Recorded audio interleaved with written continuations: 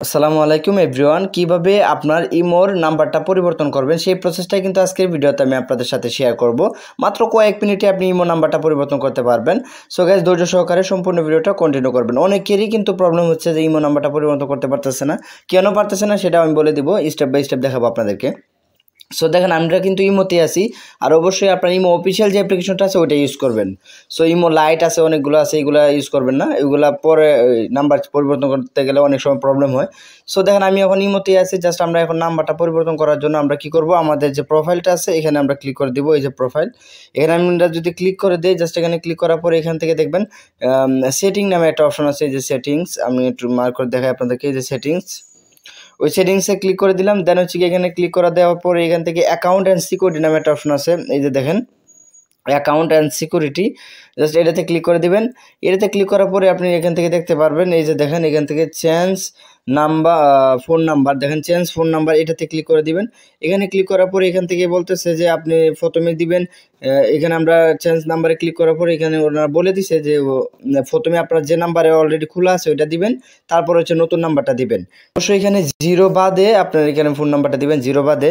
So zero তো এখানে দেওয়া আছে, প্রথমে আপনার যে নাম্বারটা দিয়ে খোলা ওইটা দিতেছি, তারপর হচ্ছে নতুন নাম্বার দিব। সো এখান থেকে আমি আমার উপরে দিয়ে দিছি আমার যে নাম্বারটা দিয়ে খোলা, তারপরে দিছি নতুন নাম্বারটা। সো দেওয়ার পরে এখান থেকে উপরে দেখেন একটা টিক মার্ক দেওয়ার মতো অপশন আছে, ওইখানে ক্লিক করে দিবেন। ওইখানে ক্লিক করে দিলাম। ওইখানে ক্লিক করার পরে এই যে দেখেন একটা প্রবলেম, এই প্রবলেমটা কিন্তু সবারই হচ্ছে। এই যে দেখেন এই প্রবলেমটা কেন হচ্ছে, এই যে দেখেন আমি আপনাদেরকে দেখাই। এই যে দেখেন চেঞ্জ ফেল, এই নাম্বারটা হচ্ছে না কেন, এই জিনিসটা অনেকেরই। তাও আমি এখন বলে দিই আপনাদেরকে কেন হচ্ছে না। সো কী করবেন পরবর্তীতে, এখানে হচ্ছে গিয়ে আমার যে নাম্বারটা আমি দিছি পরবর্তীতে চেঞ্জ করার জন্য, এই নাম্বারটা দিয়ে অলরেডি একবার ইমো অ্যাকাউন্ট করা হয়ে গেছে বিধায় আপনার এখানে এটা আর চেঞ্জ হচ্ছে না। যদি এর আগে ইমো অ্যাকাউন্ট করে থাকেন তাহলে কিন্তু আর হবে না, কোনো সময় হবে না। জাস্ট আপনাকে এমন একটা নাম্বার দিতে হবে যে নাম্বারে কখনো ইমো অ্যাকাউন্ট খোলা হয়নি। বুঝতে পারছেন বিষয়টা, আশা করি বুঝতে পারছেন। সো এখন আমরা কি করব, আমি যে নাম্বারটা দিয়েছিলাম এই নাম্বারটা আর দিব না, এখন না দিয়ে আর একটা নতুন নাম্বার দিয়ে তারপর আমি আবার চেঞ্জ করব। এখন আমি এমন একটা নাম্বার দিব যে নাম্বারটা দিয়ে এর আগে কখনো ইমো অ্যাকাউন্ট খোলা হয়নি। তো বন্ধুরা, আমি একটা নতুন নাম্বার দিয়ে এখন আমি আবার এখানে উপরে ক্লিক করে দিলাম। দেন হচ্ছে কি এখান থেকে আমার নাম্বারটা আবার শো করতেছে। এখন আমাকে দেখাচ্ছে যে নাম্বারটা ঠিক আছে কিনা, আমি এটা দেখে কন্টিনিউতে ক্লিক করার জন্য জাস্ট আমরা এখান থেকে এই যে এখানে কন্টিনিউতে আমরা ক্লিক করে দিব। দেন হচ্ছে কি আমি এখানে কন্টিনিউতে ক্লিক করে দিলাম। দেখেন এখান থেকে পারমিশন চাচ্ছে, আমরা ওকে করে দিলাম। তারপর হচ্ছে অ্যালাউ করে দিলাম এখান থেকে। তারপরে এখান থেকে দেখেন একটা ওই যে নাম্বারটা আমি দিছি ওই নাম্বারে একটা কোড চলে গেছে। যদি আপনার সিমটা এই ফোনে যদি থাকে, যে ফোন দিয়ে অ্যাকাউন্টটা ক্রিয়েট করতেছেন, তাহলে এখানে চলে আসবে।